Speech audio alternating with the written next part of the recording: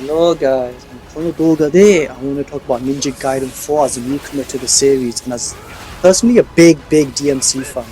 So, if you guys want to hear my thoughts, please continue to watch the doga and remember to like, comment, subscribe, and without further ado, let's just get into it. I'm pretty excited to talk about this.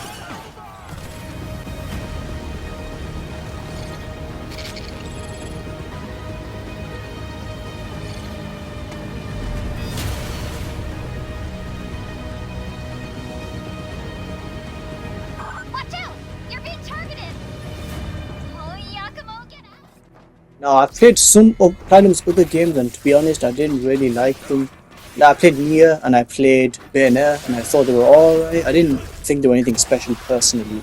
I thought they were a bit smart at night. But this one I actually found like mecha tanushi because the combat was just so good. One of the things was the brutality of it all.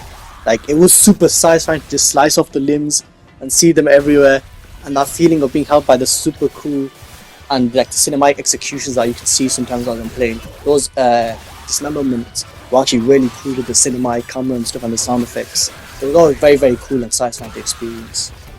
I think one of the reasons I enjoyed the game as well, because you get 4 different weapons to switch between, which hit my DMC brain quite strongly because it's a lot of fun to be switching weapons on the fly. As you can see in the bottom left, there's 4 different weapons that you can switch between.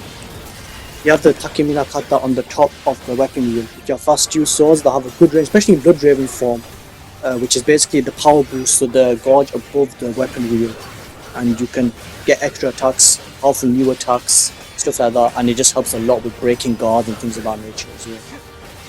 There's the Yatosen, which is like a super fast lance, and you can close the distance really quickly like you're like a rat or a cockroach, and you can turn to a massive drill when you hold the attack buttons in Blood Raven form and keep drilling into enemies. Then on top of that, there's the Magatsuhi, which is a hammer that can be used for crowd control, and you can fight or hit a bunch of enemies at once, and it's really useful in a pinch when, like I said, you have like a million enemies surrounding you. It's very useful. Individually, when you hit one person, it's not as strong obviously because it's built for crowd control, but it's still very useful to use. And finally, there's the Kage Hiruko, which can shoot out projectiles, so it's quite useful for like far range and hitting enemies in the air. And it can also turn into a melee weapon for close range. Both those things are in one weapon. You can switch between them like whenever you want, which is a really cool thing to use in combination with all of the other weapons as well.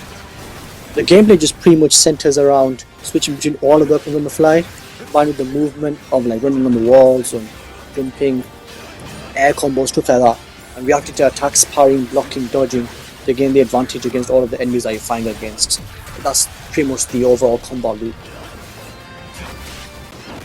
Now you do get to play as Ryu, but he's barely even in the game, which is pretty disappointing. Like, I knew that was the case, but even experiencing it was still disappointing. I get that his saga's kind of done with the first 3 games, and Yakumo needs more screen time because he didn't have that legacy. Though, you still deserve more, I think. And I'm not even talking about that he already gets 5 chapters, because I didn't think that was the problem, mainly because I didn't play the original trilogy, so I don't have that attachment. Takara, it makes sense to me. At least I'm not as angry to it as other people. But you could have given him his own original levels instead of using Yakumo's levels and the assets in those levels as well. Like, I think they could have given him bosses that have new phases or something original to them. But just some of that I saw on a Reddit post, and I agree with that. But it just felt the exact same.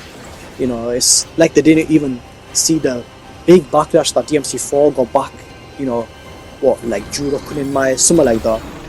And I think in the big 2025, 2026, they should have not done something like that, but it probably just shows that the game wasn't given the biggest budget. Now, even though he's barely in the game, he is super fun to play because he's so busted. At least he felt like a king when I played as him and just got through the bosses that I previously struggled with. His power does show how he is like a legacy character, and he's had 3 games worth of experiences to deal with all of the crap that's going on in the game. And he does have 4 different quote-unquote weapons with different ninpo. And because this Ryu is also very busted. Like, it's so easy to clear through so many enemies or do his purgatory challenges using the ninpo. Just kills all the enemies straight away. But it's fun, and it makes sense because he's like the OG protagonist, right? He's the original one. But it's also pretty funny how he traverses the environment. Like sometimes when he's walking on water, it's like his Jesus just running on it. This is so cool compared to Yakumo, who uses like a bunch of technology. It just shows the old traditional style still works now. Now, because it's Ninja Gaiden, I expected the combat to be more fast-paced and Muzakashi based on other people's experiences playing the previous games and even this one. But actually playing the game made me realize how fast-paced and difficult it actually is. Like, I died Nankai more, especially at the beginning, which was, it's not the most surprising thing in the world or anything. It's still a kind of shocking experience because I thought it'd be easier since I played like DMC and stuff before. The fast pace of the game specifically, that was something that just took me quite a while to get used to. That and all the different enemy types that can be there, such as the DDO soldiers or the demons, they're quite hard to deal with. That combined with how many appear on screen was like made it way more hectic, and you have to be like really on your toes and having a spatial ishiki to not die. It is pretty tough. The enemy placements as well as you progress, it makes you constantly have to strategize about who to take out first, how to pace yourself during each encounter. Because the attacks are animation based as well, so doing stuff like say finishing a combo isn't the most Kashikoyu idea as you progress to the later levels, because you could be in an animation and the enemy can just hit you and you lose quite a lot of health. But side note on that, I've only finished the game on normal and played a bit on hard as I'm recording this video. So I can't talk about Master Ninja specifically and my Kaken with it.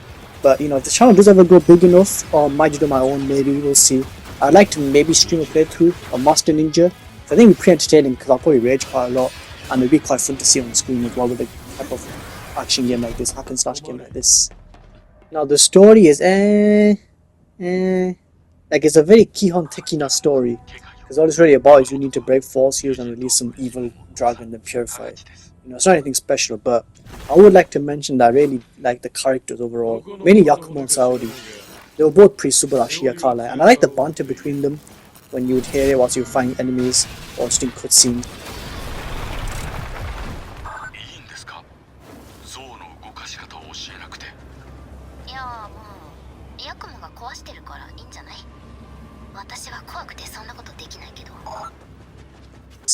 So, even though the story itself wasn't great, like I don't have much to say about it really.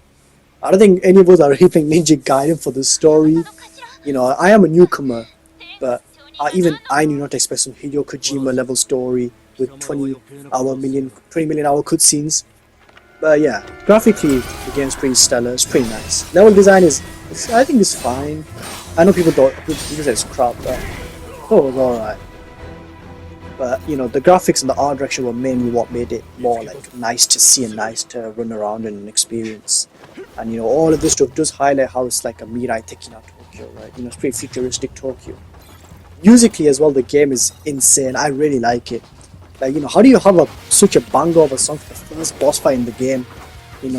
This DO commanders, no story, no crazy sad lore or anything. Some random commander, and you get this insane song like Sugokunai. Listen to it.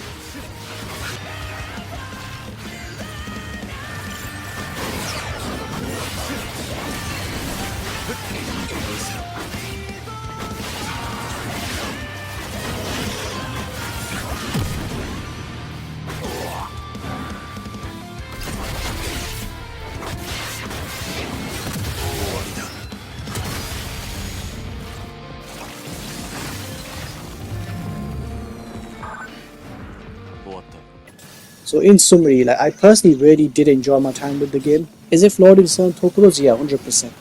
But realistically, you're not here for a deep engaging story, for example.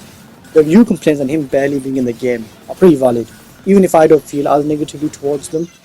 But the main thing, which is the hack and slash action game, it's pretty top tier and sublimely fun. If you like these kind of games, I would highly recommend to check this out if you haven't. It's not my Ichiban Skina hack and slash game. I think that title still goes to DMC 5 or 3. I do definitely have a bias towards those games. It's definitely up there for me, and even though it's pretty difficult as well. There are difficulty options to make it more accessible. There's easy, normal, hard, and then like super hard Master Ninja. So it makes it more accessible. And the game should probably take you between 12 and 20 hours to finish. So it's also not a massive time commitment as well. So yeah, that's kind of all I wanted to say for the video. So thanks a lot for watching. Please like, comment and subscribe. Please, it would really make Chuck help out. But other than that, enjoy yourselves and see you guys again in the next video. Peace. Bye bye.